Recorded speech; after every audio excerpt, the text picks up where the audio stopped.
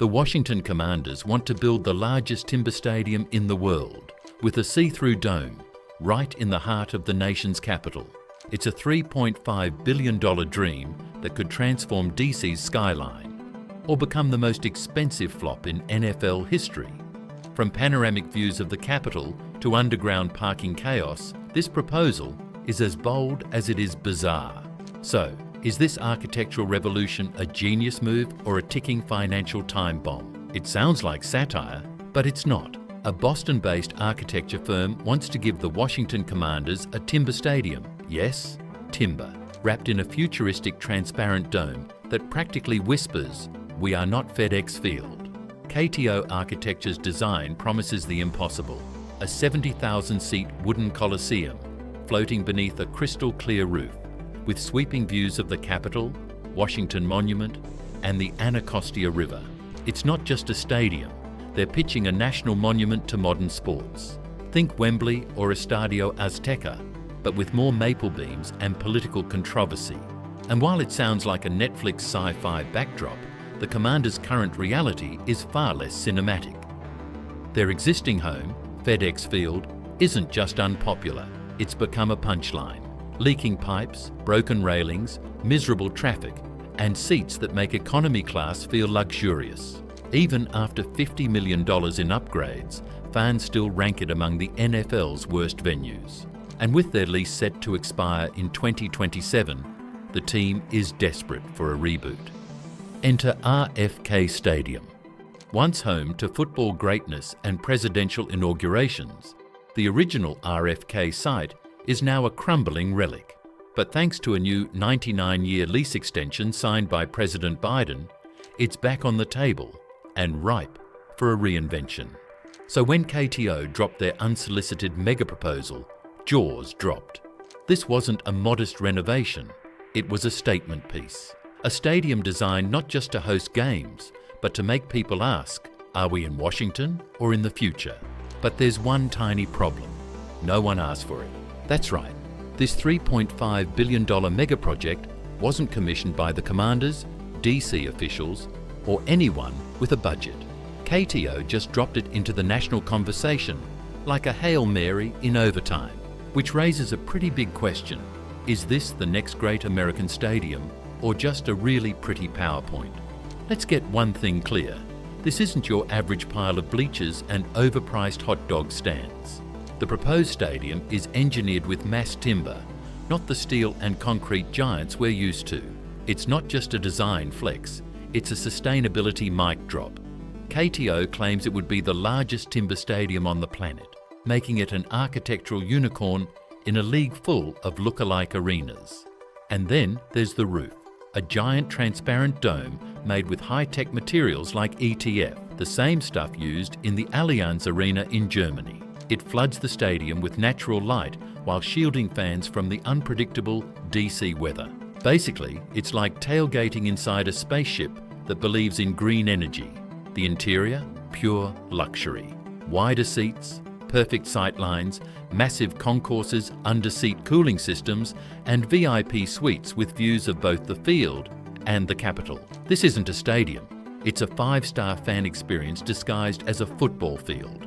And if that's not enough, there's the neighborhood KTO wants to build around it. We're talking 2,000 new homes, restaurants, shops, plazas, and pedestrian-friendly streets. 30% of those units would be reserved for low and moderate income residents. It's part stadium, part community reboot. Step outside after a game, and instead of wandering into a sea of car horns and sadness, you'd be in a buzzing, livable city block.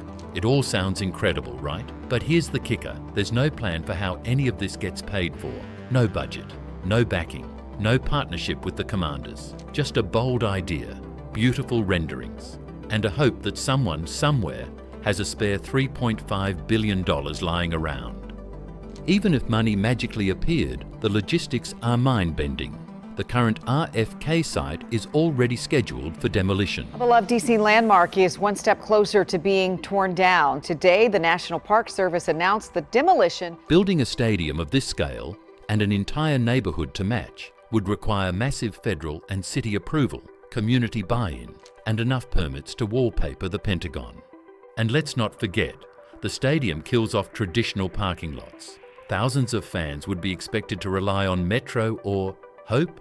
Underground parking is an idea, but it's an expensive one. So while the vision is stunning, the path forward looks like an obstacle course set on fire. And the clock is ticking. The Commander's lease at FedEx Field ends in 2027. Unless shovels hit the ground very soon, they're staring down the barrel of a homeless NFL season. Or worse, a temporary relocation. The dream? A sustainable, stunning symbol of DC's future. The reality? A giant question mark with a dome. Here's where the stadium story starts to get spicy. Despite its flashy renderings and eco-futurist charm, the proposal is missing one major ingredient: permission. No contracts, no formal partnership with the Commanders, no green light from DC officials, not even a handshake. It's basically like someone designed a Ferrari, parked it in your driveway and said, "Cool, right? Now you just need to pay for it, fuel it, insure it, and fix the brakes." KTO Architecture freely admits that no one asked them to do this. The firm's lead architect, Kyle Murphy, says they designed the project to spark conversation. And to be fair, it worked. People are talking, loudly. City officials are skeptical, local residents divided. On one hand, there's excitement. A new stadium could boost the local economy, create jobs, and finally erase the concrete ghost that is the old RFK. But on the other hand, residents are worried about traffic nightmares, lost parking, and skyrocketing rents. Some say the land should be used for affordable housing or public parks, not 8 home games and overpriced nachos. And who can blame them? RFK sits on some of the most valuable riverfront property in Washington, D.C., real estate gold. Turning that into a part-time football venue is a bold move. Turning it into a full-blown entertainment district? Even bolder. Plus, there's the issue of congestion. Capitol Hill already struggles with traffic on a good day. Adding 70,000 fans, tailgaters, and Uber surge pricing into that mix, you might as well hand out sleeping bags with every ticket. The metro station nearby, Stadium Armory, does exist. But could it handle that kind of crowd without turning into a scene from the Hunger Games? Unclear. Oh, and let's not forget the timeline. If the Commanders want to move in by 2027, they'd need to start building yesterday. Demolishing RFK alone could take months. Design approvals, environmental studies, zoning battles, add years. Even if everyone agreed tomorrow, the best-case scenario might be a grand opening in 2029 or 2030. And this is assuming someone actually wants to foot the bill. At $3.5 billion, this would be one of the most expensive stadium projects in US history, even topping LA's SoFi Stadium. Most stadiums rely on a mix of private and public funding. But with DC's political landscape and the federal government involved due to the land lease, the funding puzzle gets even murkier. So while the renderings look like the future, the politics feel like déjà vu.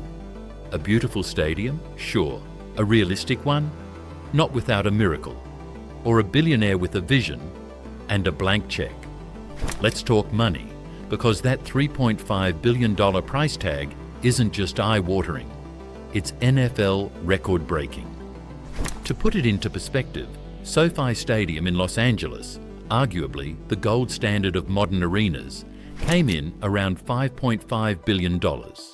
And that project hosted a Super Bowl, the Olympics, and has a built-in shopping district that makes Disneyland look like a strip mall. So what exactly are the Commanders getting for their $3.5 billion? Roughly $3 billion is allocated for the stadium itself. That includes the mass timber structure, which, unlike steel, is more sustainable, but also rare and expensive. The transparent dome, made from futuristic materials that sound like they belong on the SpaceX launch pad. All the premium bells and whistles, spacious seating, luxury suites, underseat climate control, panoramic glass, and immersive tech that turns watching football into a near-religious experience. The remaining $500 million? That's going into the surrounding development 2,000 new residential units, with 30% promised as affordable housing. though no one's defined exactly what that means.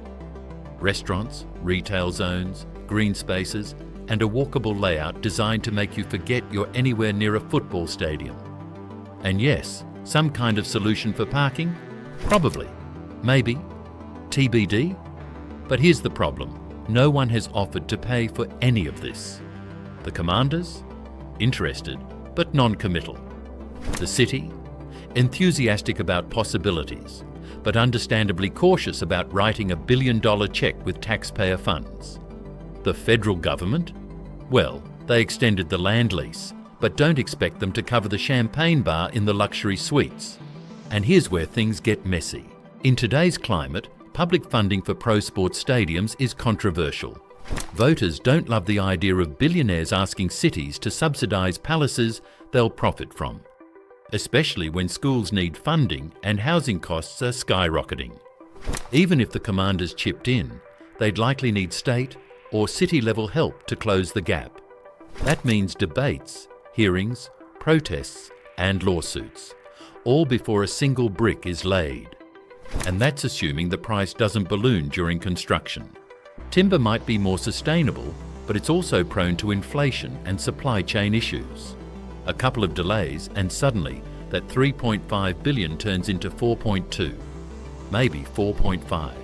And now we're building the most expensive stadium ever, based on a concept that started as an architectural what if. Which begs the question, is this a smart investment or a hyper-expensive Pinterest board? By now you've probably realised something. This stadium isn't just a structure, it's a symbol. It represents the commanders' attempt to reinvent themselves, to leave behind the scandal-ridden past, the decaying stadium, the constant headlines about broken pipes and broken promises. This dome of wood and glass, it's their redemption arc. But behind the glossy renderings and TED Talk level buzzwords lies a fundamental problem. Too many questions, not enough answers. Will the commanders officially return to DC? Will the city approve a design that eliminates parking and builds condos instead of tailgate lots? Will fans actually show up on metro trains when 70,000 people flood Capitol Hill? And most importantly, can a stadium this ambitious actually get built on time? Because the clock is relentless. FedEx Field's lease runs out in 2027. Demolition at RFK is only just starting. And stadiums like this don't appear overnight. They take years of design reviews, political approvals, infrastructure upgrades, and construction delays. In reality, we're probably looking at 2029 or even 2030 before the doors could open. That leaves the commanders in a precarious position, potentially stadiumless in just a couple of seasons with no confirmed backup plan. Meanwhile, urban planners, housing advocates, and environmental groups are circling. They're asking whether an NFL palace, used maybe 10 times a year, is the best use of such valuable land, especially in a city desperate for more affordable housing and green space. And as flashy as the proposal is, it's not the only one.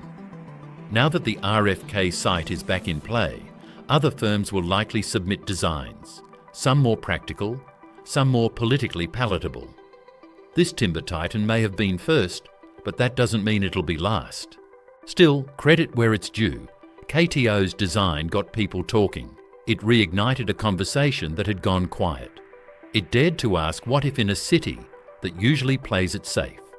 And maybe, just maybe, that's the point. Because whether this wooden wonder ever gets built or not, it's forcing everyone, city leaders, fans, architects, to imagine something bigger, something bolder, something more than the soulless cookie-cutter stadiums we've come to expect. A dome made of timber might sound crazy, but what if it's not? Let's suspend disbelief for a second. Say the stars align, the funding appears, and the construction crews break ground tomorrow. What happens if this thing actually gets built? Well, for starters, Washington, D.C. gets something it's never had. A true national stadium. Not just a place for football, but a high-tech, climate-forward coliseum that rivals the best in Europe, Asia, and the Middle East. Super Bowls, locked in. International soccer, check. Massive concerts, cultural festivals, esports tournaments and political events, all on the table. This isn't a football field, it's a flexible mega venue wrapped in a sustainability flex that would make Scandinavia jealous. And it wouldn't just be a win for the Commanders, it could redefine DC's entire identity. Imagine this. You step off the metro and instead of crumbling concrete, you're welcomed by a sleek district filled with buzzing restaurants, boutique shops, open-air plazas and modern housing that doesn't feel like afterthoughts. Street musicians playing beneath tree-lined walkways. Public art. People actually wanting to hang out around a stadium. And that's before the game even starts.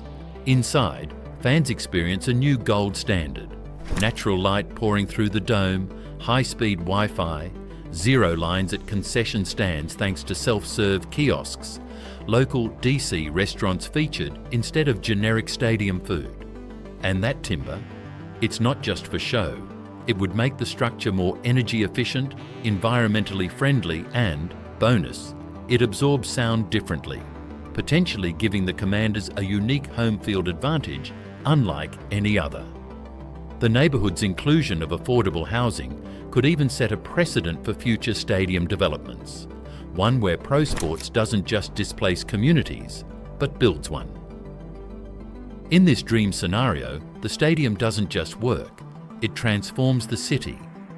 RFK becomes more than a memory. It becomes the heartbeat of a new DC. But as with any good dream, you eventually have to wake up. Now let's talk about the version of this story that no one wants, but everyone fears. What happens if this $3.5 billion gamble crashes and burns? Start with the obvious. It's not even officially in the pipeline. That means every delay, from zoning battles to public opposition, adds months, even years. Miss the 2027 deadline, and the Commanders are either playing musical chairs with temporary stadiums or stuck negotiating awkward extensions at FedEx Field. The same stadium fans already want to torch. Then there's the budget creep. $3.5 billion is a starting number. Add inflation, material shortages, delays, and political red tape, and suddenly the cost balloons to $4.5 billion or more. Who's paying for that? No one knows. And if public money ends up covering the difference, expect protests, headlines, and political blowback. The housing promises? Those 2,000 units, especially the affordable ones, could easily be scaled back, delayed, or cut entirely if developers feel the financial pinch. Instead of vibrant, inclusive urban planning, you end up with luxury condos half filled and a bunch of empty storefronts. And don't forget the parking crisis. If the plan really ditches traditional lots and goes urban village only, you've got 70,000 fans asking, where the hell do we park? Metro alone can't handle that, especially if there are no major infrastructure upgrades in place. Traffic gridlock, angry neighbours, and security issues could turn game day into a logistical disaster. Then there's the worst-case political scenario. The Commanders pull out. They choose Maryland or Virginia instead, leaving DC with a razed RFK site, an unbuilt stadium, and millions wasted on proposals that never got past the drawing board. What started as a hopeful rebranding becomes an embarrassing cautionary tale, one where ambition outpaced reality, and DC is left with a pile of renderings, regret, and maybe one very lonely timber beam. So yeah, this could be a triumph of design and reinvention, or it could be a $3.5 billion monument to what happens when no one says no early enough. It's bold, it's beautiful, it's barely approved. The Commanders' Timber Stadium could transform DC, or turn into a financial disaster on an Olympic scale. So what do you think? Is this design pure genius, or a $3.5 billion mistake waiting to happen? Drop your take in the comments. We want to hear it.